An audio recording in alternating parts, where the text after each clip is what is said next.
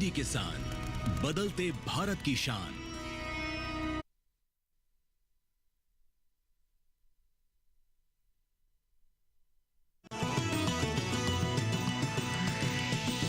DD किसान, बदलते भारत की शान।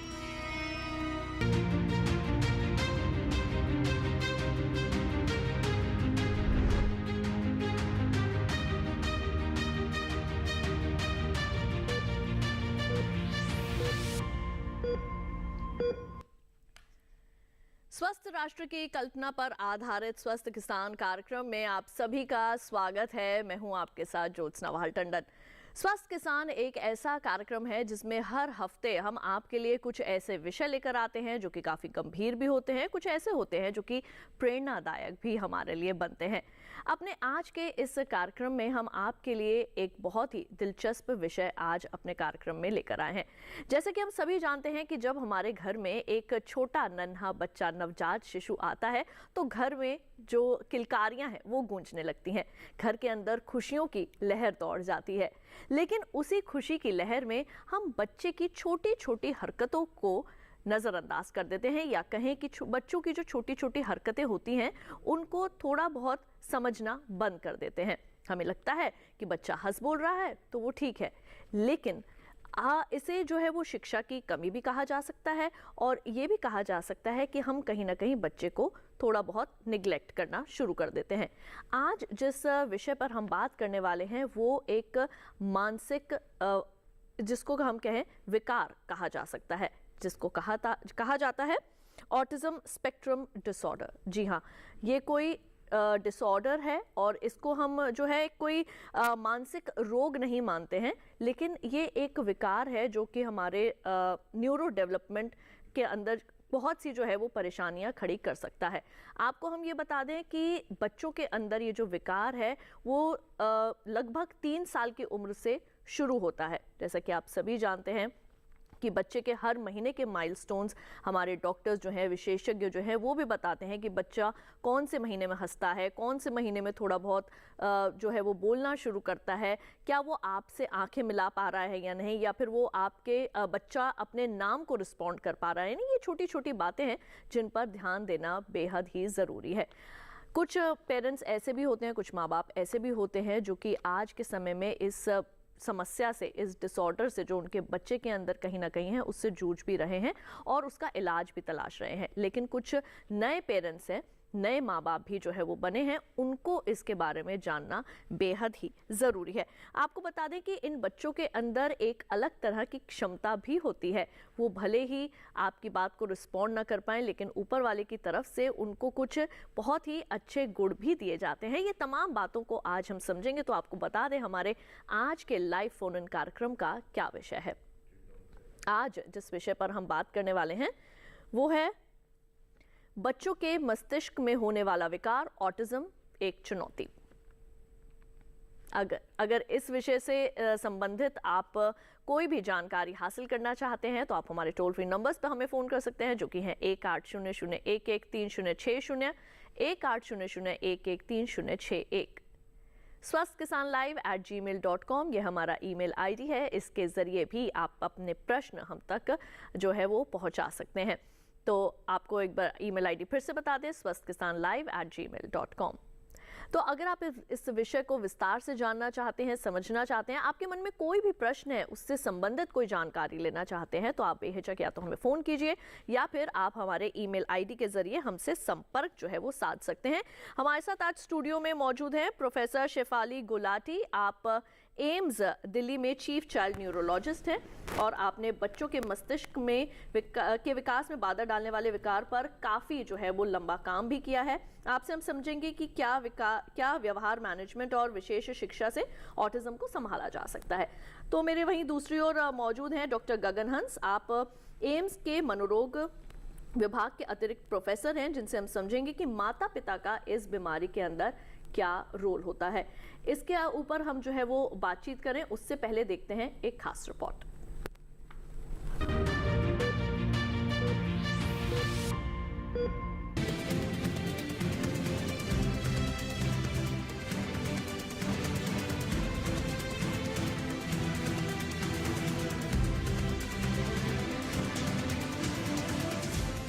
किसी भी परिवार में बच्चे का जन्म लेना दुनिया की सबसे बड़ी खुशी होती है।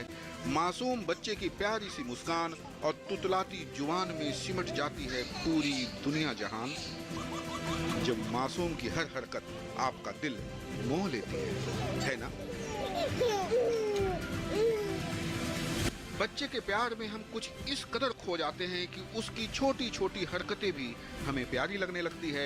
इसलिए तो हम उसे नजरअंदाज भी करते रहते हैं। लेकिन कुछ हरकतें ऐसी भी होती है जो न्यूरो डेवलपमेंट की श्रेणी में आती है। ऐसी ही एक बीमारी है ऑटिज्म की।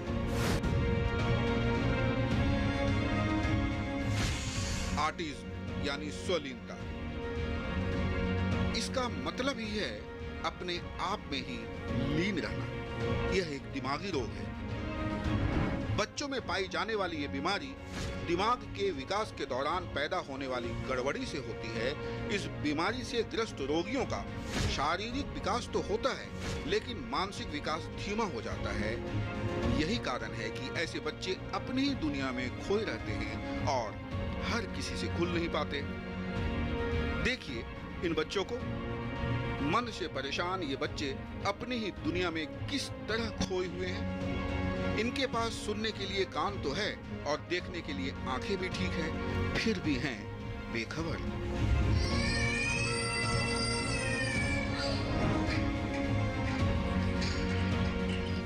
स्वलीनता एक तंत्रिका संबंधी बीमारी है जो मस्तिष्क के सामान्य विकास को बाधित करती है। इसमें संचार, सामाजिक गतिविधियां और व्यवहार पर असर पड़ता है। इसके लक्षण अलग अलग बच्चों में अलग अलग हो सकते हैं और उम्र बढ़ने के साथ उनमें बदलाव भी हो सकते हैं। क्या नाम है? ऑटिज्म की बीमारी से पीड़ित बच्चा एक ही काम को बार बार दोहराता है, खुद में खोया खोया सा रहता है। वह किसी भी बात का जवाब नहीं देता या फिर सुनकर अनसुना कर देता है। Hello hello. आंखों में आंखें डालकर बात करने से घबराता है। देखिए इस बच्ची को। पापा कहाँ है? पापा कहाँ है? मम्मी कहाँ है? मम्मी कहाँ है? अपना नाम नहीं बताकर शब्दशः वही दोहरा रही है जो इससे पूछा जा रहा है। क्या नाम है बेटा? क्या नाम है? क्या नाम है बेटा? मेरा नाम क्या है? ऑटिस्टिक बच्चे सामाजिक गतिविधियों के प्रति उदासीन होते हैं। लोगों की ओर न देखते हैं न मुस्कुराते हैं और अपना नाम पुकारे जाने पर भी सामान्यतः कोई प्रतिक्रिया नहीं करते। ऐसे बच्चे आसानी से नाराज हो जाते हैं। वे कोई काल्पनिक खेल नहीं खेल पाते, बल्कि खिलौनों को सूंघने या चाटने लग जाते हैं। वह बोलते बोलते अचानक ही बोलना बंद कर देते हैं और अजीब अजीब आवाजें निकालना शुरू कर देते हैं। यदि वजहों की बात करें तो दिमाग के रसायनों में असमानता, गर्भ में बच्चे का सही विकास न हो पाना और कई बार आनुवांशिकता भी इस बीमारी की वजह बन जाती है। विशेषज्ञों के अनुसार ऑटिज्म के 95% कारण दिमागी संरचना में गड़बड़ी नहीं, बल्कि हमारे शरीर के अंदरूनी रसायनों में असंतुलन का होना है।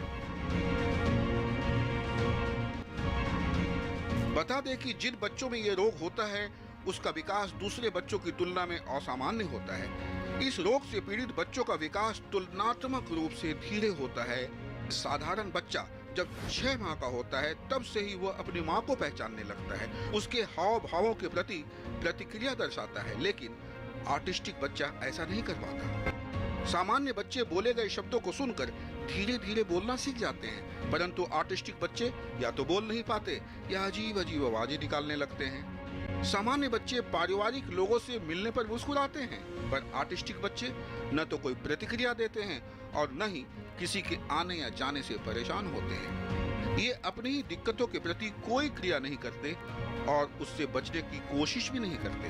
कभी कभी इन बच्चों में हाइपर एक्टिविटी भी दिखाई देती है।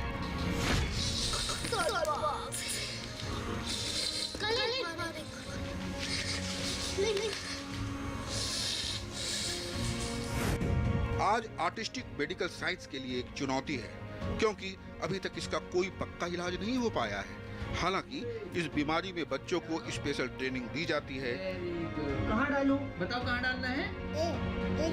यहाँ, वेरी गुड। जरूरतों के आधार पर बिहेवियर, स्पीच अथवा एजुकेशनल थेरेपी भी दी जाती है। इनके लिए काफी सारे प्रोग्राम होते हैं जिससे कि उन्हें जीवन की चुनौतियों का सामना करने में कम दिक्कतों का सामना करना पड़े। आंकड़े बताते हैं कि 2016 तक भारत में 10 करोड़ से अधिक व्यक्ति इस विकार से प्रभावित हैं और डिसएबिलिटी की पिछले कुछ वर्षों में वृद्धि भी हुई है। रोग नियंत्रण और रोकथाम CDC के मुताबिक आज प्रत्येक 88 बच्चों में से एक ऑटिज्म स्पेक्ट्रम डिसऑर्डर से पीड़ित हैं। ज्यादातर माता पिता अपने बच्चे की ऐसी स्थिति को स्वीकार नहीं कर पाते और वे बच्चे की अनदेखी करने लगते हैं। बता दें कि ऑटिज्म के रोगियों का जीवन काफी चुनौतीपूर्ण होता है, इसलिए इनकी बोलती हुई खामोशी को जरूरत होती है प्यार की, दुलार की और ऐसे लोगों के साथ की जो उन्हें समझ सके और इन स्थिति से बाहर निकालने में उनकी मदद कर सके। राजेश मिश्र, दूरदर्शन किसान।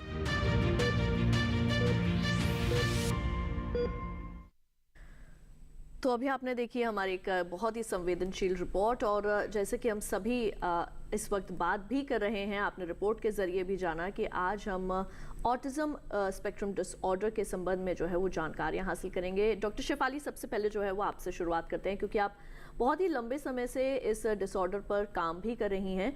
तो ये आज के समय में कितनी बड़ी समस्या जो है वो देखी जा सकती है, जैसे कि हमने रिपोर्ट में भी देखा। तो क्या ये जब एक महिला गर्भवती होती है और जब उसको बच्चे के लिए ब्रेन डेवलपमेंट की मेडिसिन्स दी जाती हैं, क्या तभी से ये समस्या शुरू हो जाती है या कब जाकर पता चलता है कि एक बच्चे को ऑटिज्म डिसऑर्डर है? ऑटिज्म स्पेक्ट्रम डिसऑर्डर एक न्यूरो डेवलपमेंटल अवस्था है जिसके अंदर बेसिकली क्या होता है कि सोशल इंटरेक्शन, जो सामाजिक हाव भाव है, उसमें गुणात्मक हानि होती है और कम्युनिकेशन, संचार में भी प्रॉब्लम होती है। और उनमें कई बार दोहरावनीय व्यवहार होते हैं, फिक्स्ड इंटरेस्ट होते हैं, कोई रुचि होती है जो फिक्स्ड होती है। और ये सारी जो कंडीशन है, ये अभी जो कंडीशन का जो प्रेवलेंस है पूरे वर्ल्ड में, सारे संसार में बढ़ता ही जा रहा है। और वो सिर्फ जागरूकता के बढ़ने की वजह से नहीं है, वैसे ही वो बढ़ता जा रहा है, जिसका कारण बहुत सारे हैं, इसीलिए कॉम्प्लिकेशंस हैं, लेकिन नंबर बढ़ रहे हैं। जो करंट है CDC USA का फिगर वो 1 in 36 है। और हमारा जो हिंदुस्तान का हमने जो डेटा दिया था, हमने 2011 में डेटा कलेक्ट किया था, उसमें 1 in 89 था। तो 2011 और अभी में 13 साल है।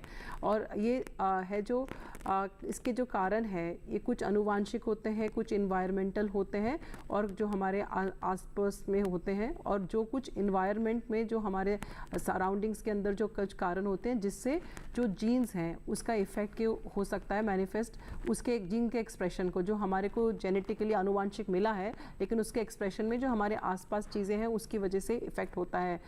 तो इसलिए इसका जो प्रेवलेंस है वो बढ़ रहा है।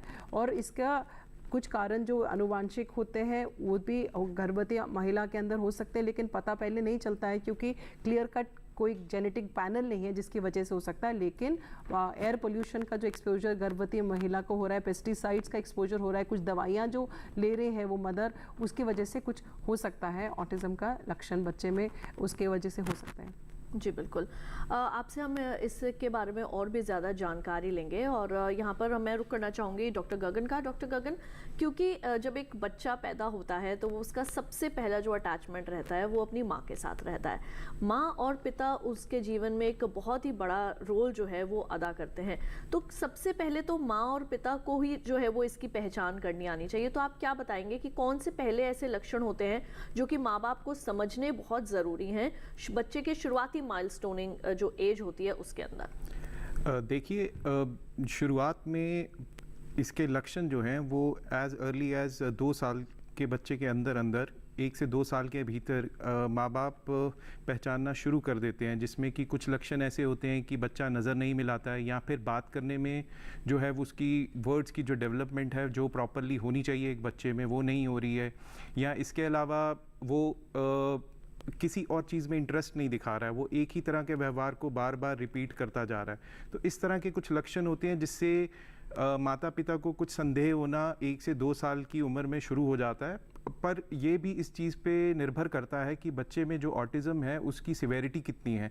अगर तो सिवेरिटी कम है तो पॉसिबिलिटी ये भी है कि ये काफ़ी आगे 1 या 2 या 3 साल आगे जाके डायग्नोज हो पाए, या फिर अगर सिवेरिटी बहुत ज़्यादा है तो इसको हम एज अर्ली एज 2 साल के बच्चे के अंदर अंदर जो है डायग्नोज कर सकते हैं। माता पिता का संदेह शुरू में ही ऐसा हो जाता है, और अगर उनको ऐसा संदेह होता है तो उनको बिल्कुल नियमित समय पे एक मेडिकल प्रोफेशनल्स की हेल्प लेनी चाहिए, ताकि इसको जल्दी से जल्दी जो है इसकी पहचान की जा सके, क्योंकि जितनी जल्दी पहचान होगी उतनी अच्छी तरह से इसका जो है ट्रीटमेंट समय पे जो है हम शुरुआत कर सकते हैं। बिल्कुल, तो अगर आपके मन में भी कोई प्रश्न है, आप कुछ भी जानना चाहते हैं, तो आप बेहिचक हमें फ़ोन कर सकते हैं। हमारे पहले कॉलर बलवीर सिंह जी हरियाणा से फ़ोन लाइन पर मौजूद है, उनका सवाल लेते हैं। हेलो हेलो, बलवीर सिंह जी, आपका बहुत बहुत स्वागत है कार्यक्रम में। सवाल पूछिए, क्या जानना चाहेंगे आप? बच्चों की ग्रोथ नहीं हो रही। सवाल दोहराइए। हेलो जी जी जी, बताएं। बच्चों की ग्रोथ नहीं हो रही, जो उसकी उम्र के बच्चे लंबे हो रहे वो इतने छोटे टंगर हैं। ठीक है, बच्चे की ग्रोथ नहीं हो रही है, लंबाई नहीं बढ़ रही है, आप ये जानना चाहते हैं। कितना बड़ा बच्चा है आपका? 7 साल का है, 8 का जी। 8 साल का है? हाँ जी। और हाइट कितनी है उसकी?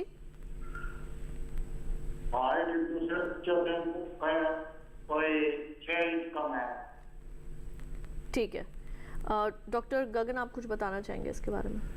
देखिए, इसमें बहुत सारे कारण हो सकते हैं हाइट ना बढ़ने के या ग्रोथ ना होने के। इसका अगर तो आपको एज, जैसे शुरुआत में अगर माता पिता को इस चीज़ का संदेह हो रहा है कि बच्चा जो है ठीक प्रकार से उसकी ग्रोथ नहीं हो रही है, तो इसके कई प्रकार के कारण हो सकते हैं, जिसमें न्यूट्रिशन से लेके कोई डिजीज़ से लेके कोई और भी कई सारे एनवायरमेंटल कारण हो सकते हैं। तो इसके लिए बहुत ज़रूरी है कि आप बच्चे को एक मेडिकल प्रोफेशनल के पास लेके जाइए, ताकि इस कारण का पहले डायग्नोसिस हो पाए और उसके बाद ही इसके जो है निवारण के बारे में जो है ट्रीटमेंट जो है वो लिया जा सकता है। बिल्कुल, तो अगर आपके मन में ऑटिज्म से संबंधित कोई प्रश्न है, अगर आप जानना चाहते हैं इसके बारे में, अगर आपका बच्चा छोटा है या फिर 2 साल की उम्र या 3 साल की उम्र के अंदर अंदर है, अभी तक उसने ठीक से बोलना शुरू नहीं किया है, या फिर पहचान नहीं करता है, या फिर अपने हाथों को लगातार जो है वो फड़काता रहता है, या कोई भी एक जेस्चर जो है उसे रिपीट करता रहता है, अगर कोई ऐसे लक्षण आपको दिखाई दे रहे हैं, अपने नाम को जो है वो नहीं सुनता है, जब आप उससे बात करते हैं तो वो अपनी ही दुनिया में खोए रहता है, अगर कोई ऐसे लक्षण आपको अपने बच्चे में दिखाई देते हैं तो आप हमें फ़ोन कर सकते हैं हमारे टोल फ्री नंबर्स पर, जो कि है 1800113060 और 61। ईमेल के जरिए भी आप अपने प्रश्न हम तक भेज सकते हैं। डॉक्टर शेफाली, आपके एम्स की रिसर्च बताती है कि 90% जो ऑटिस्टिक चाइल्ड आते हैं आपके यहाँ पर, उनको जो है वो मेंटल रिटार्डेशन के अंडर जो है वो डाला जाता है, लेकिन जो 80% बच्चे हैं उनके अंदर सोशल स्किल्स का अभाव बताया जाता है। क्या बताएंगे इसके बारे में? एक तो मैं एक चीज़ बताना चाहूँगी कि जो हमने अनुसंधान किया है और देख रहे हैं, तो आजकल हम पहले साल के अंदर भी बच्चे को ऑटिज्म सस्पेक्ट कर सकते हैं। ये मैं एक ऐड ऑन करना चाह रही हूँ, और हमने टूल भी बनाया है जो 1 महीने से लेकर 18 महीने के बच्चों में हम सस्पेक्ट कर सकते हैं। अगर 6 महीने के बच्चे को आप बुलाते हैं और उसकी सुनवाई ठीक है, लेकिन वो नहीं सुन रहा अपना नाम, या 1 साल का बच्चा बड़बड़ाना शुरू नहीं किया है, या टाटा बाय बाय नहीं कर रहा है, या 16 महीने का बच्चा एक शब्द नहीं बोल रहा है मीनिंगफुल, और 24 महीने का बच्चा 2 शब्द विद मीनिंग नहीं बोल रहा है, तो ये सब चीज़ें, या कोई शब्दावली आके चली गई है, तो वो रेड फ्लैग होते हैं। तो आजकल हम पहले साल में भी सस्पेक्ट कर सकते हैं। अभी पिछले हफ्ते ही हमने एक 8.5 महीने बच्चे में सस्पेक्ट किया, क्योंकि माँ बाप जागरूक थे, उन्होंने बुलाया, उनकी रिपीटेड मूवमेंट्स हो रही थी कुछ। और दूसरी बात आप जो ये है कि अनुसंधान के अंदर जो देखा गया है, इनके अंदर बहुत सारी एसोसिएटेड प्रॉब्लम हो सकते हैं। हमने 1874 बच्चों का अपना डेटा एनालाइज किया, तो 80% बच्चों में कोई ना कोई और कोमॉर्बिडिटीज़ हो सकती हैं, जिसके अंदर सबसे कॉमन था चंचलता, और उसके बाद था मानसिक रोग से समझ आना, मानसिक रूप से थोड़ा समझ आना। हमें ये ध्यान रखना है कि ऑटिज्म का मतलब उसकी उसकी वो स्वालीनता है, उसमें इश्यूज़ हैं कम्युनिकेशन और इंटरेक्शन के, लेकिन उसमें मंदबुद्धि नहीं है। लेकिन कई बच्चों में उसकी क्षमता, मानसिक क्षमता कम होती है, साथ में कुछ का अंदर सोने की प्रॉब्लम होती है। जब सुलाते हैं बच्चे को, उतना टाइम ज़्यादा लेते हैं सोने के लिए। कुछ उनको कईयों को डाइट की प्रॉब्लम होती है, कुछ में कुछ पर्टिकुलर टाइप का खाना है, कईयों को पेट की प्रॉब्लम हो जाती है, कोई कॉन्स्टिपेशन है, कई लोग बहुत ज़्यादा डरते हैं हर चीज़ में, कईयों को और कुछ ऑब्सेसिव कंपल्सिव सिम्टम्स आ जाते हैं। तो ये बहुत सारी चीज़ें एसोसिएटेड इनमें हो सकती हैं। तो इसलिए हमेशा जब भी हम कभी सस्पेक्ट करते हैं, जो मैंने आपको रेड फ्लैग्स बताए, तो एक पीडियाट्रिशियन या पीडियाट्रिक न्यूरोलॉजिस्ट या डेवलपमेंटल पीडियाट्रिशियन के पास पहले जाना चाहिए। ये बहुत इंपॉर्टेंट है। कई बार हमारे जो ग्रैंड पेरेंट्स यही बोलते हैं कि माँ बाप देर से बोले थे या माँ बाप बहुत शाई थे, वो भी खुद ज़्यादा मिलते नहीं थे, जब स्कूल जाएगा तो अपने आप घुल मिल जाएगा। तो आप इग्नोर नहीं करिए, कुछ ऐसे लक्षण दिखते हैं तो आप ज़रूर संपर्क करिए। जी बिल्कुल। और इसी के साथ हमारे अगले कॉलर जो हैं वो हमारे साथ फोन लाइन पर इस वक्त मौजूद हैं। नंदस्वरूप मिश्रा जी बाराबंकी से, आइए उनका सवाल लेते हैं। हेलो नंदस्वरूप जी, आपका स्वागत है कार्यक्रम में। क्या पूछना चाहेंगे आज? नमस्कार सर, मैं नंदस्वरूप मिश्रा बाराबंकी से जी। मैं जानना चाहता हूँ, जो छोटे बच्चे पैदा होते हैं, जो नवजात शिशु होते हैं, तो इसकी हम पहचान कैसे करेंगे कि ये बच्चे जो है मंद बुद्धि के हैं, कि दिमागी तौर से कमजोर हैं, कि ये सुनने की क्षमता इनमें नहीं है, कि इनमें जो है विकलांगता की दिक्कत है, कि आंखों की रोशनी में कोई परेशानी नहीं है? पहचान हम कैसे करेंगे छोटे बच्चों में? बिल्कुल। डॉक्टर शेफाली क्या बताएंगे इसके बारे में? जब छोटे बच्चे जब हैं, हम देख रहे हैं, हम उनके साथ खेल रहे हैं, तो आहिस्ता आहिस्ता देखना है कि वो आसपास हम जब उसके मूव करते हैं, उसको टॉयस दिखाते हैं, खिलौने हैं आवाज़ वाले, बत्ती वाले, हम खुद देख रहे हैं, तो विजन हियरिंग का हमें अंदाज़ा हो जाता है कि वो हमारे को फॉलो कर रहा है कि नहीं। फिर वो बच्चा को जब 3 महीने तक अगर हम उसको मुस्कुराते हैं तो वापस में वो रिस्पॉन्स में मुस्कुराएगा। अगर वो नहीं मुस्कुरा रहा है, हो सकता है उसको दिख नहीं रहा है, या हो सकता है और कोई प्रॉब्लम हो सकती है, जैसे ऑटिज्म में भी अल्टीमेटली वो हो सकता है।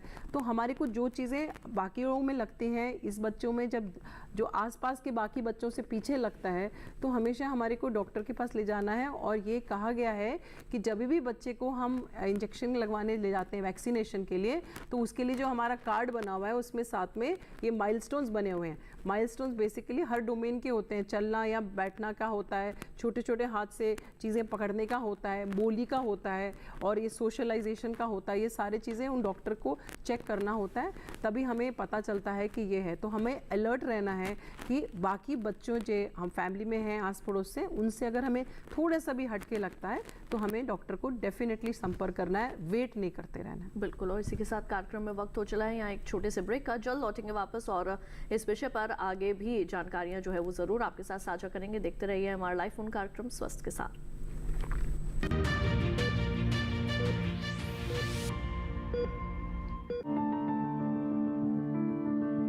फसल में कीट लगा हो या कोई बीमारी, पशुपालन में हो कोई दिक्कत या चाहिए कोई जानकारी, फोन उठाएं, नंबर मिलाएं और कहें हेलो किसान। हेलो किसान, हेलो किसान, हेलो किसान। सोमवार, बुधवार और शुक्रवार शाम 6 से 7 बजे सिर्फ डीडी किसान पर।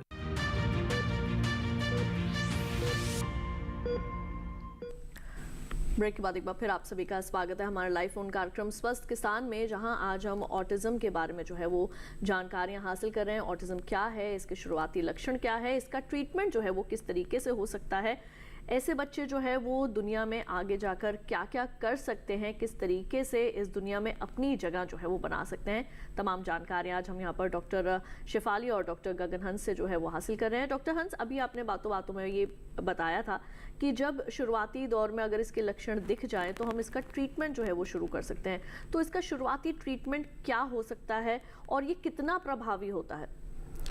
देखिए, शुरुआती दौर में जब इसका डायग्नोसिस थोड़ा अर्ली हो जाता है या इसकी पहचान जब की जाती है, तो इसमें सबसे ज़रूरी चीज़ होती है कि जैसे कि शुरुआत में ये चीज़ बताई गई कि इन बच्चों में दूसरों के साथ कम्युनिकेशन की प्रॉब्लम होती है, कि मतलब वो कम्युनिकेट नहीं कर पाते हैं, अपनी जो फीलिंग्स हैं, चाहे वर्बली उसको बताना हो या नॉन वर्बली बताना हो, उस चीज़ में वो काफ़ी असक्षम होते हैं। तो इसकी सबसे जो शुरुआती जो ट्रीटमेंट जिसको हम कहते हैं, उसको स्टिमुलेशन ऑफ चिल्ड्रन कहते हैं, जिसमें मतलब एक काफ़ी अर्ली स्टेज में साइकोलॉजिस्ट द्वारा ये चीज़ की शुरुआत की जाती है कि बच्चे में ये उसको ट्रेनिंग शुरू से की जाए कि कैसे जो स्टिमुलेशन है उस चीज़ को अर्ली जो है थोड़ा सा किया जाए, ताकि जैसे जैसे उसकी ग्रोथ होती जाए तो वो इस चीज़ को पहचान सके, अपनी जो उसमें कमियां हैं, उसके बावजूद वो इस चीज़ की पहचान अपनी ट्रेनिंग से पूरी करे ताकि उसको दूसरे बच्चों के साथ, अपने माता पिता के साथ, फैमिली में जो बाकी मेंबर्स हैं उनके साथ कम्युनिकेट करने में, उनके साथ अपनी जो वो फील कर रहा है उस चीज़ को बताने में मतलब थोड़ा बहुत जो है सहजता हो। स्टिमुलेशन के साथ साथ इन बच्चों में कई और प्रकार की जो है साथ में परेशानियां हो सकती हैं, जैसे जिसमें लैंग्वेज की डेवलपमेंट हो सकती है। तो इसमें लैंग्वेज की जो डेवलपमेंट होगी, क्योंकि वो अच्छी तरह से विकसित नहीं हो रही है, तो स्पीच थेरेपिस्ट का इसमें बहुत इंपॉर्टेंट रोल रहता है। इसके साथ साथ जैसे मैडम ने अभी बताया कि कई बच्चों को चंचलता की बहुत शिकायत होती है, तो चंचलता के लिए हमारे पास कई प्रकार की दवाइयाँ होती हैं जिससे चंचलता को कम किया जा सकता है। इसके साथ साथ जैसे जैसे बच्चे बढ़ते हैं, ऐसा नहीं है कि उनको इस चीज़ की समझ नहीं आती है, तो जैसे जैसे बढ़ते हैं तो उनको मानसिक रोग होने की भी जो चांसेस हैं वो काफ़ी बढ़ जाते हैं, जिसमें एंग्जाइटी, डिप्रेशन ऐसी बीमारियां भी शामिल रहती हैं। तो इनका भी समय समय पे निदान करना, क्योंकि जो साथ में और कंडीशंस हैं ये काफ़ी ज़्यादा ट्रीटेबल हैं, इनके लिए हमारे पास दवाइयाँ अवेलेबल हैं। तो इनका अगर हम ऑन टाइम मैनेजमेंट करेंगे तो हमें जो है बच्चे की डेवलपमेंट में उतनी आसानी रहेगी सही समय पे। जी बिल्कुल। हमारे अगले कॉलर करणजीत सिंह जी मध्य प्रदेश से मौजूद हैं फोन लाइन पर, उनका सवाल लेते हैं। हेलो। हाँ जी सर जी। जी आपका बहुत बहुत स्वागत है कार्यक्रम में। रंजीत जी अपना सवाल पूछे, क्या जानना चाहेंगे? सवाल ये है, बच्चा 2 साल 2 महीने का है, तो वो खाना बहुत ही कम खाता है, रोटी भी और जैसे कोई जो भी खिचड़ी वगैरह देते हैं, दूध भी कमजोर बहुत है। वजन कितना है बच्चे का? वजन तो और बच्चों की अपेक्षा में एज के हिसाब से तो कम है। फिर भी लगभग 10 किलो 11 किलो। हाँ इतना ही होगा। ठीक है जी। डॉक्टर शिफाली क्या बताना चाहेंगे? ये अभी कुछ बोलते हैं? रंजीत जी आप हमारे साथ फोन लाइन पर मौजूद हैं? नहीं, फोन पर मौजूद नहीं हमारे साथ। तो ये जो आप शारीरिक वाली बात बता रहे हैं, इसमें अगर जो वजन कम वगैरह है, ये कोई भी और प्रॉब्लम में हो सकते हैं, बहुत सारे कारण होते हैं। आज जो चर्चा का विषय ऑटिज्म स्पेक्ट्रम डिसऑर्डर है, उसके अंदर जनरली उनके अंदर जो है चलना वगैरह सब टाइम से होता है, लेकिन उनकी जो बोली है वो देर से आती है और वो जो दूसरे के साथ इंटरेक्शन करना वो देर से आता है। तो हमें ये हो सकता है, लेकिन अगर कोई ऑटिज्म का बच्चा भी कमज़ोर हो सकता है कि अगर वो खाना ही नहीं खाना चाहे। पर जो आप बता रहे हैं जैसे, वो ऐसा लगता है कि बच्चे को और कोई परेशानी है जिसके लिए आपको डॉक्टर को दिखाना चाहिए, क्योंकि उसके बहुत कारण हो सके हैं। लेकिन ऑटिज्म के अंदर यह है कि हमें ये देखना है कि वो बच्चे कम्युनिकेट नहीं कर पा रहे हैं, दूसरों के साथ मिलजुल के नहीं खेल रहे हैं, दूसरों के बीच में अपने आप ही खेल रहे हैं, और वो अपने में ही खुश रह रहे हैं और अपनी चीज़ें शेयर नहीं कर पा रहे हैं। और कई बार कुछ पंजों के ऊपर चल जाएंगे, कभी पंजों में सिर्फ चलना है, हाथ वाल हिलाते रहना है, अगर कई लोग मौली को साथ हाथ लगाते रहेंगे, तो ये सारी चीज़ें के ऑटिज्म के लक्षण है, शारीरिक वाले प्लेन में सिंपल नहीं। जी डॉक्टर शिफाली, अगर हम हाइपर एक्टिविटी की बात करें, ADHD की अगर हम यहाँ पर बात करें, तो क्या उसको भी एक मानसिक रोग माना जा सकता है, या हम हाइपर एक्टिविटी को भी कंट्रोल कर सकते हैं? नहीं, देखिए वो तो कहने के इसके अंदर एक है कि जो अवस्था है ऑटिज्म स्पेक्ट्रम डिसऑर्डर में, बेसिकली तो मुद्दे हमने बताया कि इंटरेक्शन, सोशल इंटरेक्शन, जो सामाजिक हाव भाव और संचार में इशू है, बोली लेट आ रही है, लेकिन उसके साथ साथ क्योंकि उनके जो है दिमाग की बनावट में या उसके जो उसमें जो न्यूरॉन्स हैं, उनमें ज्ञानंतु हैं, वो सारी चीज़ों में भी क्लियर नहीं है, वो उनमें प्रॉब्लम है, तो और भी प्रॉब्लम हो सकती है जिसके अंदर हाइपर एक्टिविटी जो बताया, जिसमें ADHD है या दौरों पड़ना, एपिलेप्सी, ये सारी चीज़ें हो सकती हैं। तो वो भी जो है वो कंडीशन है जिनको हम ट्रीट कर सकते हैं। तो हम या तो बेसिकली हर बच्चे को, जो छोटा बच्चा है, तो जैसे आपको डॉक्टर गागर ने बताया, अर्ली स्टिमुलेशन थेरेपी शुरू करते हैं। उसमें कुछ नहीं होता, जो हमारे सारे सेंसेस हैं, देखना, टच करना, सुनना, वो सारी चीज़ों को स्टिमुलेट किया जाता है उसके साथ खेलते हुए। और उसके बाद में जो इंटरवेंशन बताएं, जैसे वेरियस बिहेवियर थेरेपी होती है, AB और बाकी behaviour therapy, structure teaching, sensory integration, कई लोग साबुन को स्मेल करेंगे, तो उस सब चीज़ों को डिसेंसिटाइज करना, तो उस सारी चीज़ों का प्लान बना के उनका इंटरवेंशन शुरू करना होता है। और अगर हाइपर एक्टिविटी है तो हम कोशिश करते हैं पहले इंटरवेंशन से ठीक हो, नहीं हो तो जैसे डॉक्टर गागर ने बताया उसके लिए भी दवाइयाँ हैं और उसका हल है। जी बिल्कुल। डॉक्टर गगन, यहाँ पर मैं आपसे एक बहुत ही ज़रूरी बात जानना चाहूँगी कि जैसे ये जो ऑटिज़म के बच्चे होते हैं, जो ऑटिस्टिक बच्चे होते हैं, कई बार माता पिता को जब वो बच्चे स्कूल जाना शुरू करते हैं तब वहाँ के टीचर्स से जो है वो ये पता चलता है कि आपका बच्चा जो है वो इंटरैक्ट नहीं कर रहा, इसको एक स्पेशल थेरेपी की जो है वो ज़रूरत है, और उस दौरान जो है वो पेरेंट्स भी काफ़ी डिप्रेशन में चले जाते हैं। क्या हम इसको वर्चुअल ऑटिज़म का भी नाम दे सकते हैं, क्योंकि पेरेंट्स आजकल न्यूक्लियर फैमिलीज़ में भी रहते हैं, वर्किंग भी होते हैं, कई बार जो है वो डे केयर्स में भी छोड़ देते हैं। क्या वहाँ पर मोबाइल, टीवी, जैसे हम सब जानते हैं कि 2 साल की उम्र तक बच्चे को मोबाइल और टीवी से जो है वो दूर रखना चाहिए, लेकिन प्रैक्टिकल ज़िंदगी में अगर देखें तो इतनी पॉसिबिलिटी उसकी नहीं हो पाती, तो क्या ये ऑटिज़म जो है वो वर्चुअल ऑटिज़म में भी इसको क्या देखा जा सकता है? देखिए, ऑटिज़म का जो जिस समय ऑटिज़म का पता चलता है, जैसे आपने बताया कि कई बार ये डिपेंड करता है कि ऑटिज़म की सिवेरिटी कितनी है, और अगर सिवेरिटी कम है तो आपने बहुत सही ये चीज़ कही कि बच्चा जब तक स्कूल जाना शुरू नहीं करता तब तक जो माता पिता है उनको संदेह भी नहीं रहता इस चीज़ का कि ऑटिज़म हो सकता है। ये जब दूसरे बच्चों की अपेक्षा क्लास में जो उसका हाव भाव है वो थोड़ा सा उससे वो इंटरेक्शन करने से वैसा नहीं है जैसे बाकी बच्चों का इंटरेक्शन है, तो उस समय ये डिटेक्ट होता है। ये बहुत सही बात है, और टीचर्स का इसमें एक बड़ा मेजर रोल रहता है। और जहाँ तक कि ये बात है कि पेरेंट्स जो हैं, पेरेंट्स के ऊपर डेफिनेटली बहुत ज़्यादा प्रेशर आ जाता है जब उनको ये चीज़ का पता चलता है कि बच्चे में ऑटिज़म की शिकायत हो सकती है, क्योंकि हम देखते हैं कि शहर की ज़िंदगी में वैसे ही जो आपका टाइमिंग है, जो आपका शेड्यूल है, वो बहुत एंड टू एंड टाइड है, और उसमें कई बार जो बच्चे में ऐसी शिकायत होगी तो उसके लिए जो है माता पिता को अपने बहुत सारे रिसोर्सेज, जो कि सिर्फ मॉनेटरी रिसोर्सेज नहीं है, अपना टाइम, अपना शेड्यूलिंग, अपना एक्स्ट्रा टाइम देना बच्चे की स्टिमुलेशन थेरेपी के लिए, जो स्टिमुलेशन थेरेपी में कई प्रकार के जो होम बेस्ड एक्टिविटीज़ दी जाती हैं उनके लिए टाइम निकालना। तो ऐसे में माता पिता के ऊपर बहुत ज़्यादा एडिशनल प्रेशर आ जाता है, जिसमें वो डिप्रेशन और एंजाइटी का शिकार हो सकते हैं। और जहाँ तक वर्चुअल ऑटिज़म की बात है तो हाँ, इसको एक इस नज़रिए से भी देखा जा सकता है, क्योंकि जो माता पिता हैं उनके पास कोई एडिशनल सपोर्ट सिस्टम नहीं है शहरों में, और उनको काफ़ी ज़्यादा स्ट्रेस हो जाता है इस चीज़ का कि अब इस बच्चे के जो है हमें देखभाल में काफ़ी ज़्यादा मेहनत करनी पड़ेगी, बहुत ज़्यादा समय देना पड़ेगा। तो ऐसे माता पिता को हर समय एक special support from extended family, friends या सरकार की तरफ से जो कई प्रकार की नीतियाँ होती हैं उस चीज़ की रिक्वायरमेंट रहती है, तो हमें इस चीज़ का खास ख्याल रखना चाहिए। बिल्कुल। एक सवाल मेरा आपसे यहाँ पर डॉक्टर गगन ये भी है कि ठीक है, हमने मान लिया कि ये कोई मानसिक रोग जो है वो नहीं है, ये एक विकार है, एक डिसऑर्डर है, लेकिन क्या ऐसे बच्चे बिल्कुल कंप्लीटली क्या ठीक भी हो सकते हैं? क्या जिस नज़र से हम दुनिया को देखते हैं या जो उनकी एज के जो दूसरे बच्चे होते हैं, जिस तरीके से वो एक नॉर्मल ज़िंदगी जीते हैं, क्या ऐसे बच्चे भी आगे जाकर अगर उनका ट्रीटमेंट अच्छे से हो जाए, शुरुआती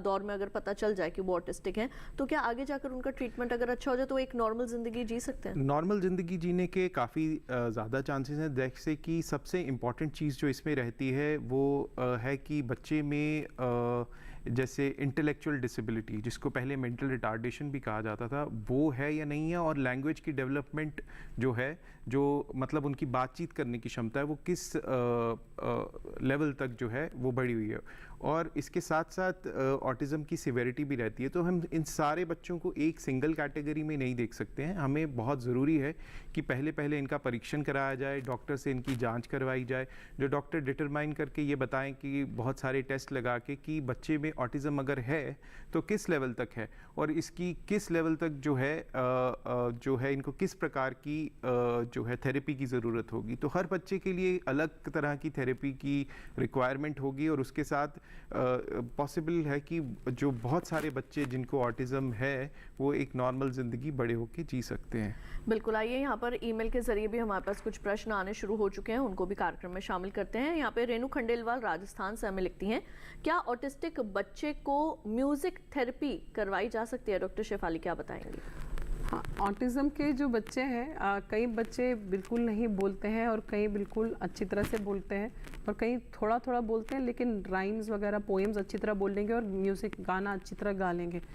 एक तो वो है स्पेक्ट्रम समझने के लिए, दूसरा है म्यूज़िक थेरेपी का हाँ रोल है, पर अभी अनुसंधान जारी है। हमारे यहाँ पे भी अनुसंधान चल रहा है जिसमें हम म्यूज़िक थेरेपी बच्चों को ऑटिज़म की दे के समझने की कोशिश कर रहे हैं कि कैसे वो थोड़ा सा उसके साथ इंटरैक्ट करके, तो वो अभी थोड़ा जब अनुसंधान अभी होकर आएगा, मे बी 1 साल के अंदर हमारे पास एविडेंस होगा। पर मेरी एक रिक्वेस्ट है पेरेंट्स से कि कोई भी चीज़ सुनते हैं, कहीं से भी समझते हैं, चाहे वो फेसबुक मीडिया कहीं से, सडनली अपने आप ट्राई मत करना शुरू करिए।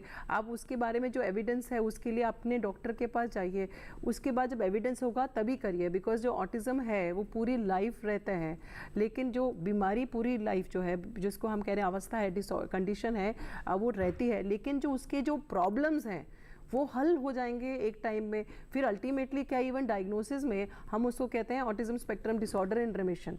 अब हम जैसे कैंसर में समझते हैं, कैंसर के अंदर हमें समझते हैं कि कैंसर में रिमिशन और रिलैप्स समझते हैं, हम नहीं कह रहे हैं, बिल्कुल लेना देना नहीं है ऑटिज्म और कैंसर का, सिर्फ हम एज जनरल पीपल हम समझते हैं रिमिशन और रिलैप्स हम सिर्फ कैंसर में समझते हैं। तो अगर हम ऑटिज्म में अपने बच्चे पे पूरी मेहनत कर रहे हैं जैसे आपको सिखाया गया है, तो फिर उसके जो लक्षण हैं वो सेटल हो जाते हैं और उसके बाद उसका डायग्नोस्टिक क्राइटेरिया नहीं फुलफिल होता, वो रिमिशन में जाते हैं। तो आप होप बनाए रखिए और आपके बच्चे में इम्प्रूवमेंट आएगी।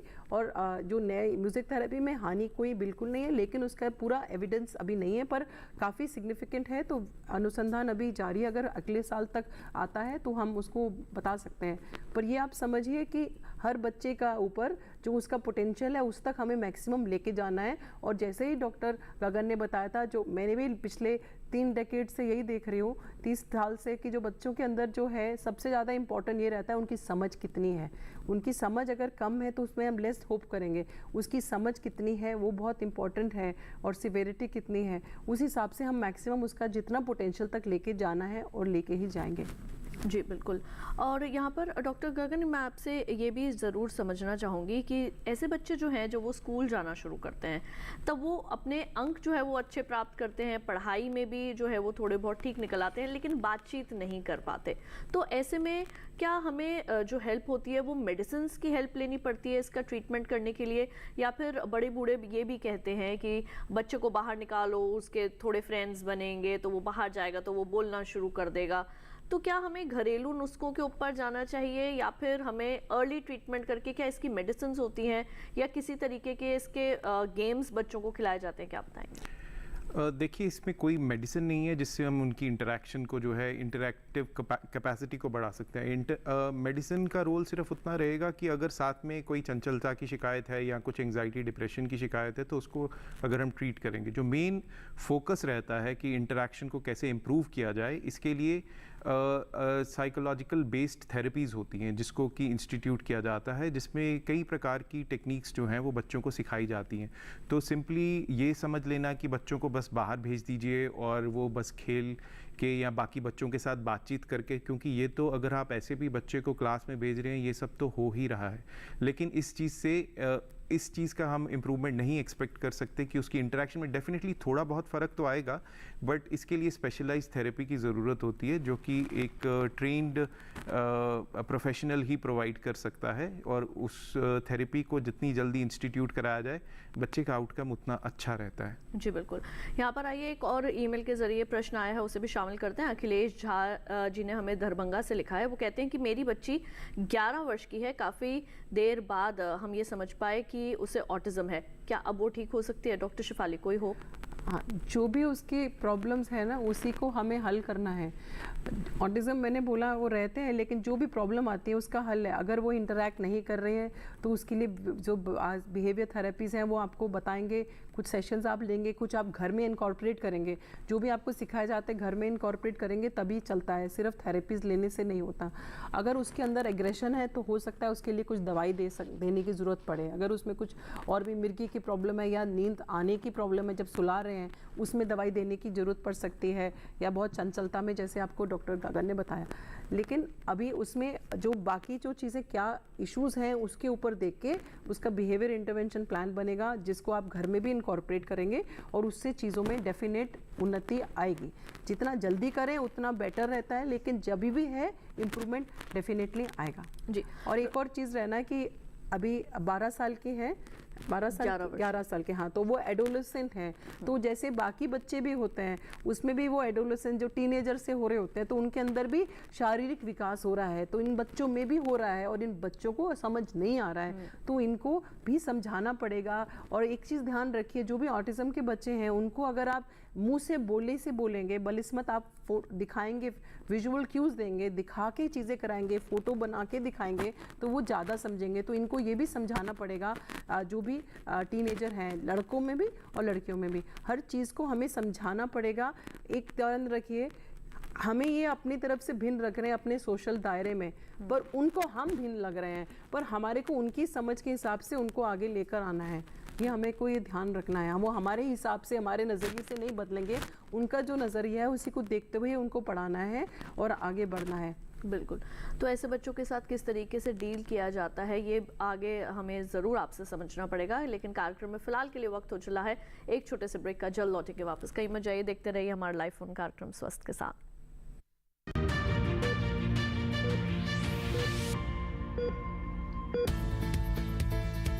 किस फसल की क्या है चाल, किस मंडी का क्या है हाल, उतरते चढ़ते भाव का असर, आयात निर्यात का क्या है असर, कैसा रहेगा आगे बाजार, बताएंगे मंडियों के जानकार। देखिए मंडी खबर सोमवार से शनिवार शाम 5 बजे सिर्फ दूरदर्शन किसान चैनल पर।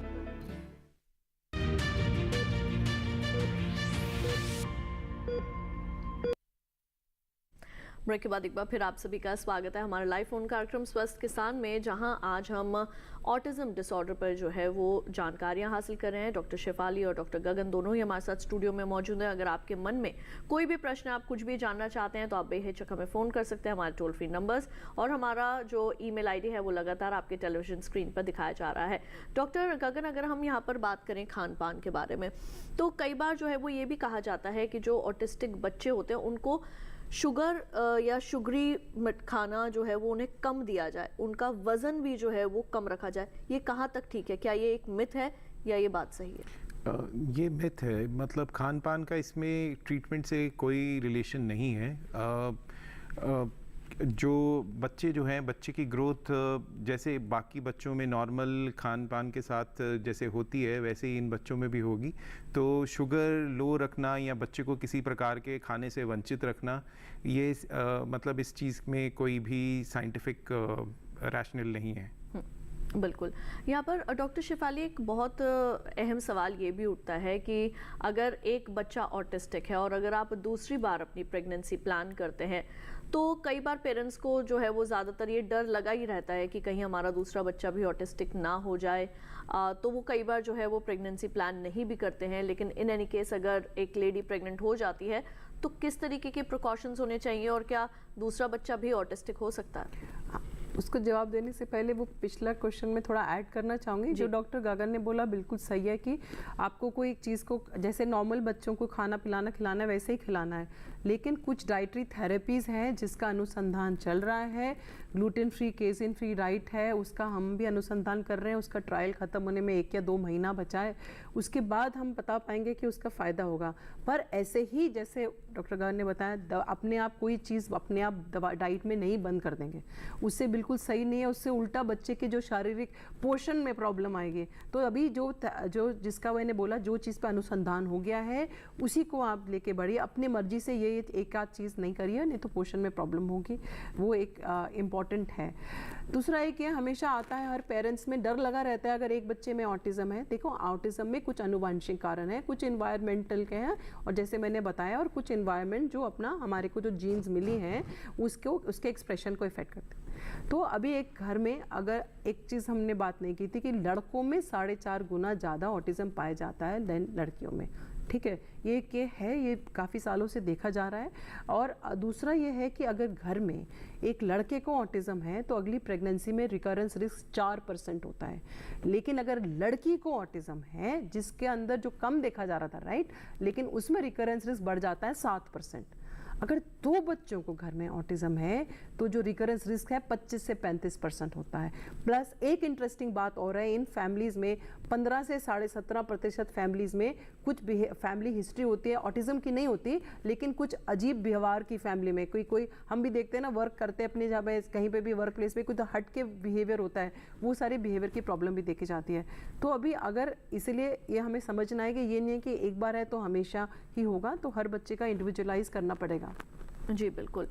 डॉक्टर गगन, पेरेंट्स का बहुत ही इम्पोर्टेंट रोल होता है इसमें, फैमिली का, ग्रैंड पेरेंट्स का, दादा दादी, नाना नानी, किस तरीके से ऐसे बच्चों के साथ जो है वो डील किया जाए? देखिए, बच्चों के साथ डील करने में जहाँ तक सवाल है तो इसमें कुछ ज़्यादा फ़र्क नहीं है। हर बच्चे को मतलब प्यार से ही बड़ा किया जाता है, तो पर इस चीज़ का बहुत ख़ास ख्याल रखना होता है कि इन बच्चों को बहुत सारा समय और आपकी अटेंशन की ज़रूरत होती है, क्योंकि ये बच्चे जो हैं मतलब इस चीज़ में सक्षम नहीं होते कि ये दूसरों के साथ अपने आप रिलेशनशिप बना सकें। जहाँ कि आप एक दूसरे बच्चे से एक्सपेक्ट करते हैं कि जैसे ही वो 3 या 4 साल का होगा, बाहर जाएगा, पार्क में बाकी बच्चों के साथ मिलेगा, खेलेगा, और तो उनकी जो फीलिंग्स हैं वो समझेगा, अपनी बात उन तक बता पाएगा। पर इन बच्चों में ये सक्षमता नहीं होती है। ये बाकी बच्चों के साथ उस तरह से घुल मिल नहीं सकते हैं, या फिर उनको अपनी चीज़ समझा नहीं सकते हैं, या फिर उनकी बात समझ नहीं सकते हैं। यही सबसे ज़्यादा इम्पॉर्टेंट चीज़ होती है। तो इसमें घर वाले जो होते हैं, माता पिता, दादा दादी, इनका बहुत इम्पॉर्टेंट रोल होता है। अगर तो न्यूक्लियर फैमिली है तो माता पिता पे बहुत ज़्यादा प्रेशर आ जाता है। तो ऐसा भी देखा गया है कि जहाँ पे और परिवार वालों का सपोर्ट फैमिली को अवेलेबल होता है, तो वहाँ पे बच्चों का जो आउटकम होता है वो रिलेटिवली बेहतर रहता है। कि बच्चे जो हैं वो, क्योंकि टेक केयर करने के लिए ज़्यादा लोग रहते हैं, उनको संभालने के लिए ज़्यादा लोग रहते हैं, तो ऐसे बच्चों के लिए जितने केयर गिवर हों, जितनी अटेंशन उसको मिले, और सिर्फ केयर गिवर नहीं, जो केयर गिवर ऐसे हों जो इस बीमारी के बारे में समझते हों कि ये बीमारी किस तरह की बीमारी है, इससे बच्चे को क्या परेशानी हो रही है, और हमें किस तरह से जो थेरेपीज़ हैं उसको, जो हमें थेरेपी दी जा रही है उसको कैसे बच्चे की लाइफ में और अपनी लाइफ में इंटीग्रेट करना है, ताकि जो बेस्ट आउटकम है वो पॉसिबल हो सके। और इसके साथ साथ माता पिता, घर वालों को इस चीज़ का भी खास ख्याल रखना है कि बच्चे का ध्यान रखते रखते कई बार वो खुद बहुत ज़्यादा स्ट्रेस में आ जाते हैं। तो अगर ऐसे स्ट्रेस के लक्षण माता पिता में देखने को मिलते हैं, जैसे कि चिड़चिड़ापन, उदासी, छोटी छोटी बात पे गुस्सा हो जाना, बच्चे पे हाथ उठा देना, या फिर और किसी तरह के ख्याल, नींद ना आना, भूख ना लगना, तो माता पिता को अपनी हेल्थ भी प्रायोरिटाइज़ करनी चाहिए। क्योंकि अगर माता पिता स्वस्थ रहेंगे तो तभी वो बच्चे का ठीक तरह से देखभाल कर पाएंगे। तो उनको अपनी हेल्थ को भी प्रायोरिटाइज़ करना पड़ता है ऐसी कंडीशन में, ताकि वो बच्चे के लिए अपना बेस्ट दे पाएँ। जी, हमारे अगले कॉलर सुनील कुमार जी भोपाल मध्य प्रदेश से मौजूद है फोन लाइन पर, उनका सवाल लेते हैं। हेलो नमस्ते मैम। जी सुनील जी, आपका स्वागत है कार्यक्रम में, सवाल पूछिए। नमस्ते मैम, मेरा सवाल ये था कि मेरे रिलेशन में बच्चा है, 12-14 साल की करीबन एज है। वो उसको थोड़ा मानसिक रूप से पीड़ित है, और वो क्या गरीबी रेखा के दायरे में आते हैं, वो इलाज कराने में असमर्थ हैं। तो उसके लिए कोई शासकीय ऐसी कोई संस्था या कुछ व्यवस्था हो सकती है क्या उसके लिए, कोई सरकार द्वारा अनुदान? डॉक्टर गगन क्या बताएं? देखिए, अगर बच्चा मानसिक रूप से, बच्चा क्या, अगर कोई भी इंसान मानसिक रूप से पीड़ित है तो आप इस बच्चे के लिए जो है एक डिसेबिलिटी सर्टिफिकेट का प्रोविज़न सरकार द्वारा दिया गया है, जिसमें आप इस बच्चे का डिसेबिलिटी सर्टिफिकेशन के लिए अप्लाई कर सकते हैं। इसके लिए ऑनलाइन अप्लाई करना होता है, और उस के साथ आपको मतलब एक हॉस्पिटल एलोकेट कर दिया जाएगा जहां बच्चे का जांच किया जाएगा, और उसके बाद जिस तरह की उसकी मानसिक स्थिति होगी उस हिसाब से आपको डिसेबिलिटी सर्टिफिकेट दिया जाएगा। और ऐसे बच्चे जब डिसेबिलिटी सर्टिफिकेट जब उनको मिल जाता है, अगर वो एक थ्रेशोल्ड डिसेबिलिटी को क्रॉस करते हैं, तो सरकार की तरफ से प्रोविज़न है उनको मतलब हर मंथली कुछ असिस्टेंस, मॉनिटरी असिस्टेंस प्रोवाइड की जाती है, और इसके साथ साथ और भी कई तरह की सुविधाएं जो हैं वो सरकार की तरफ से उपलब्ध हैं। तो ऐसे बच्चे के लिए आपको पहले उसका डिसेबिलिटी सर्टिफिकेशन कराना चाहिए, और डिसेबिलिटी सर्टिफिकेशन के साथ जो है आप अपने जो ज़िला है उसमें आप पता कर सकते हैं कि उस डिसेबिलिटी सर्टिफिकेशन के साथ क्या क्या सुविधाएँ उपलब्ध हैं, और उसके साथ जो है वो बच्चे की देखभाल की जा सकती है। बिल्कुल, हमारे पास ईमेल के ज़रिए यहाँ पे एक और प्रश्न आया है। साधना सिंह जी ने भिवानी से हमें लिखा है कि हमारी बेटी जन्म लेने के बाद रोई नहीं थी, अभी वे 10 साल की है और बहुत कम बोलती है। इसके अलावा वे सारा व्यवहार सामान्य बच्चों की तरह करती है। इलाज कराने से बच्चे में काफ़ी सुधार तो आया है, लेकिन क्या वो ठीक से कभी बोल पाएगी? डॉक्टर शेफाली क्या बताएंगे? अभी जो आप बता रहे हैं कि देर से रोई थी जन्म के टाइम में, रोई नहीं थी, देर से रोई होगी, मतलब रोई नहीं तो मतलब देर से रोई होगी, तो फिर वो इमीडिएटली रोई नहीं है, तो उसके बाद देर से रोने के कारण जो है उसके वजह से ब्रेन में डैमेज होता है उस समय, उसे बच्चों को जो प्रॉब्लम होती है उसको सेरेब्रल पॉल्सी बोलते हैं। तो उसके अंदर आपको बाकी चीज़ों में इम्प्रूवमेंट है, तो इसमें भी चीज़ में इम्प्रूवमेंट आएगी, तो इसके लिए भी आपको थेरेपीज लेनी पड़ेगी, पर बच्चे को पूरा एक इवैल्यूएट कराना पड़ेगा पीडियाट्रिशियन या पीडियाट्रिक न्यूरोलॉजिस्ट या डेवलपमेंटल पीडियाट्रिशियन से, ताकि बच्चे की जो फिजिकली क्या चैलेंजेस हैं, क्या उसके साथ विजन हियरिंग का और मानसिक समझ कैसी है और सोशल इंटरेक्शन वगैरह कैसा है, उस हिसाब से उसका बताया जाएगा कि आगे कैसे हैंडल करना है। जी बिल्कुल, इम्प्रूवमेंट डेफिनेटली आएगा। डॉक्टर गणकन, जब हम बात करते हैं थेरेपी की, तो ये थेरेपी कितने समय तक चलती है? क्या इसे ताउम्र करवाना पड़ता है? देखिए, थेरेपी की जो ड्यूरेशन होती है वो डिपेंड करती है कि बच्चे की सिवेरिटी कितनी है और मतलब बच्चे में लक्षण किस तरह के आ रहे हैं। ज़रूरी चीज़ इसको पहले से प्रिडिक्ट कर पाना कि कितनी देर के लिए थेरेपी चलेगी, ये तो कई केसेस में पॉसिबल नहीं होता, पर एक चीज़ जो है वो बिल्कुल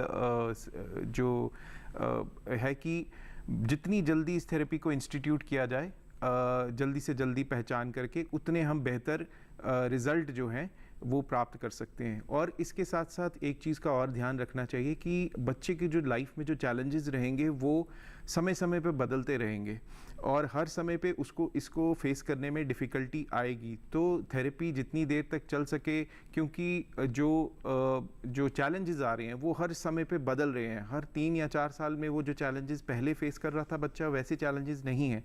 तो थेरेपी को जितनी देर तक मतलब चलाया जा सके, उतना बच्चे का जो आउटकम है वो बेहतर रहेगा। जी डॉक्टर शेफाली, कुछ केसेस ऐसे भी जो है वो देखे जाते हैं कि कई बार एक लेडी जो है वो ट्विन्स बच्चों को जन्म देती है और उसमें से एक बच्चा जो है वो बिल्कुल ठीक निकल जाता है और एक बच्चा जो है वो ऑटिस्टिक हो जाता है। इसके पीछे का क्या कारण हो सकता है? इनमें भी आनुवांशिक कारण होते हैं। वो ट्विन्स भी 2 टाइप के होते हैं। एक तो वो होते हैं, अगर जैसे कि किसी ने IVF वगैरह कराया हो, कोई दवाई लियो हो, तो फिर वो डिफरेंट एग्स से लेके बनते हैं, तो वो बहन भाई की तरह ही होते हैं। और कई बार वो ट्विन होते हैं जो कि ऑब्वियसली जो सिमिलर आइडेंटिकल वाले होते हैं। तो जो आइडेंटिकल वाले ट्विन्स होते हैं उसमें जो है एक ट्विन में है तो दूसरे में होने के ज़्यादा चांसेस बहुत ज़्यादा होते हैं। और जो बाकी ट्विन्स हैं जिनमें बहन भाई है या दूसरे या आइडेंटिकल नहीं है, उसमें जैसे नॉर्मल बहन भाई में होता है वैसे ही होगा। तो इसीलिए अगर आइडेंटिकल ट्विन्स हैं तब हमें ज़्यादा रिस्क है, और अगर आइडेंटिकल नहीं है बाकी नॉर्मल बहन भाई की तरह ही उसमें रिस्क रहेगा, जो हमने पहले बात की थी 4 और 7% वाली। जी कई बार ऐसा भी होता है कि जब बच्चा छोटा होता है और वो धीरे धीरे खिसकना शुरू करता है और कई बार वो गिरता भी है, कभी सर के बल गिर जाता है, तो ऐसे में भी और उसके बाद जैसे पता चलता है कि बच्चा बोल नहीं पा रहा है या वो ऑटिस्टिक है, तो ऐसे में भी कई बार माँ बाप के अंदर भी ये चीज़ उनके जहन में भी आती है कि उस दिन हमारा बच्चा यहाँ से गिर गया था, उसके सिर पे चोट आई थी, इस वजह से ये हो गया होगा। तो क्या ये भी एक मिथ है? हाँ, ये भी एक मिथ है।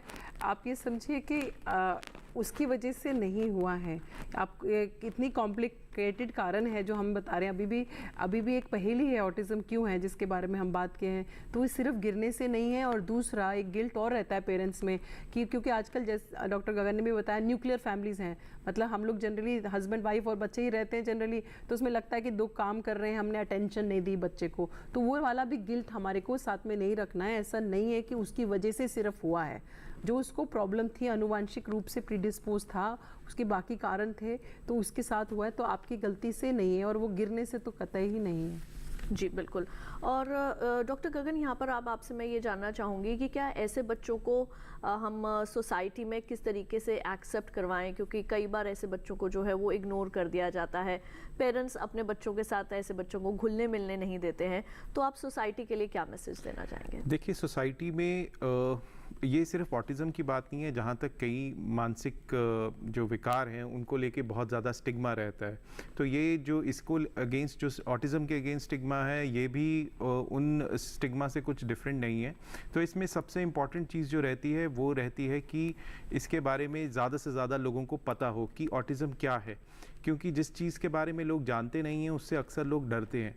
तो जब ज़्यादा से ज़्यादा हम इसके बारे में जो है लोगों को जो है जागरूक कराएंगे कि ये किस तरह की बीमारी है, इसमें किस तरह की जो लक्षण हैं वो होते हैं, बच्चे को किस तरह की परेशानी हो रही है। अगर उनके बच्चे उनके साथ खेल रहे हैं तो ऐसा नहीं है कि उन बच्चों को बस वो कुछ बात उनकी समझ नहीं पा रहे हैं और उनसे रिलेशन बनाने में कुछ उनको डिफ़िकल्टी आ रही है, क्योंकि ना वो उनकी बात समझ पा रहे हैं ना अपने विचार उनके सामने रख पा रहे हैं। तो ये एक कंडीशन है जिसमें जितना समाज जागरूक होगा, उसके साथ साथ हमें इन बच्चों के राइट्स के भी प्रोटेक्शन करना है, ताकि जो डिफरेंट लेवल पे जैसे सिस्टम्स हैं, जैसे स्कूल है, कॉलेज हैं, ये ऑलरेडी लेजिस्लेट हो चुका है, बट इसकी एप्लीकेशन में थोड़ी सी डिफ़िकल्टी आ रही है। पर ऐसा होना चाहिए ताकि जो बच्चे हैं इनकी ज़्यादा से ज़्यादा एक्सेप्टेंस हो, स्कूल्स में एक्सेप्टेंस हो, बाकी जगह पे एक्सेप्टेंस हो, और मतलब समाज में ये अपनी जगह बना पाएँ। बिल्कुल। और इसी के साथ जो है वो आप दोनों का बहुत बहुत शुक्रिया, आप हमारे स्टूडियो में आए और उस विषय से संबंधित बहुत अच्छी जानकारी आप लोगों ने साझा की, उसके लिए धन्यवाद। धन्यवाद। और इसके साथ ही हम उम्मीद करेंगे कि आज के कार्यक्रम में तमाम दी गई जानकारियों से आपके नयनचक्षु भी जो है वो ज़रूर खुले होंगे। अब आपको हम बता दें कि पिछले सप्ताह कानपुर से अरुणा कुमारी जी ने हमें लिखा है कि सुबह उठते ही उन्हें छींकें आने लगती हैं और हर मौसम में जुकाम बना रहता है। महाराष्ट्र के कोपर गांव से राजवरी जागीरदार ने पूछा है कि उनकी मां एक लंबे समय से माइग्रेन की मरीज हैं, क्या इसे जड़ से ख़त्म किया जा सकता है? तो हमारी पूरी कोशिश रहेगी कि हम आपके सवालों से संबंधित जो है वो अपने कार्यक्रम के अगले विषय ज़रूर रखें। लेकिन अगर आप हमारे कार्यक्रम के लिए कोई सुझाव देना चाहते हैं या आप चाहते हैं हम किसी और विषय पर जो है वो चर्चा करें, तो आप हमारे ईमेल आईडी के ज़रिए हमसे संपर्क कर सकते हैं। हमारा ईमेल आईडी है swasthkisanlive@gmail.com। तो आज के लिए केवल इतना ही। स्वस्थ रहिए, मंगल रहिए, मुझे दीजिए इजाजत। देखते रहिए दूरदर्शन के साथ। नमस्कार।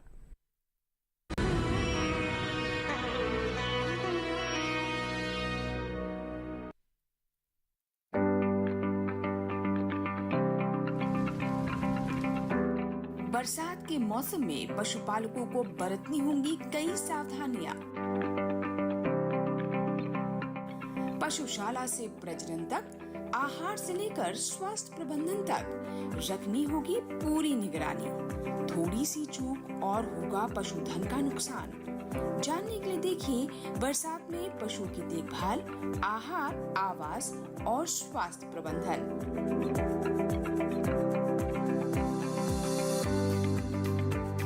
इस रविवार शाम 6:30 पर अपना पशु चिकित्सक लाइव सिर्फ दूरदर्शन किसान पर।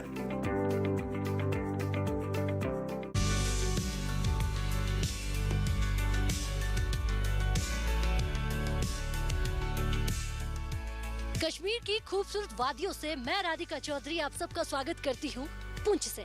बात करेंगे हॉर्टिकल्चर की और पशुपालन को लेकर। सरकार की कौन कौन सी योजनाओं का फायदा आपके घर तक पहुँच रहा है? हर चीज का पहुँच रहा है। आमदनी बढ़ी?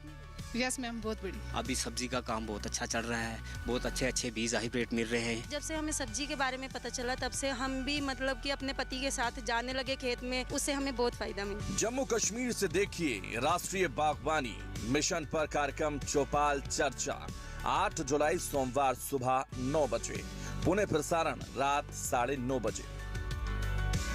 नमस्कार किसान भाइयों और बहनों, मैं हूं आपका AI एंकर कृष। आप सभी को FPO मेला 2024 में आमंत्रित करता हूं, जो दिल्ली हाट INA नई दिल्ली में 6 से 8 जुलाई 2024 तक आयोजित हो रहा है।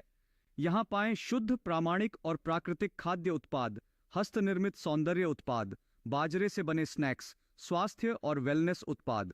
सभी उत्पाद सीधे FPO किसानों से एक ही छत के नीचे। तो आइए इस मेले का हिस्सा बने और अपने किसानों का समर्थन करें। आप देखते रहिए DD किसान। धन्यवाद।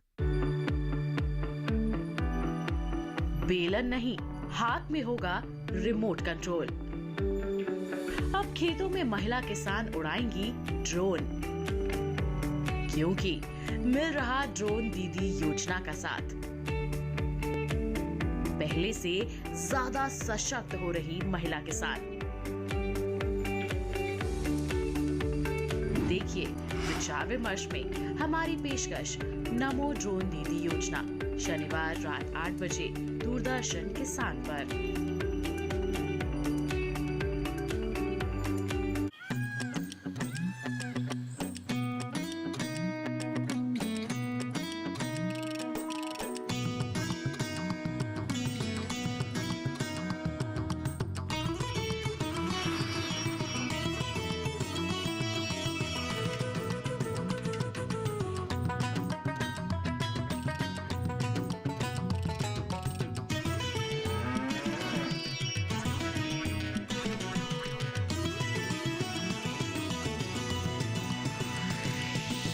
डीडी किसान, बदलते भारत की शान।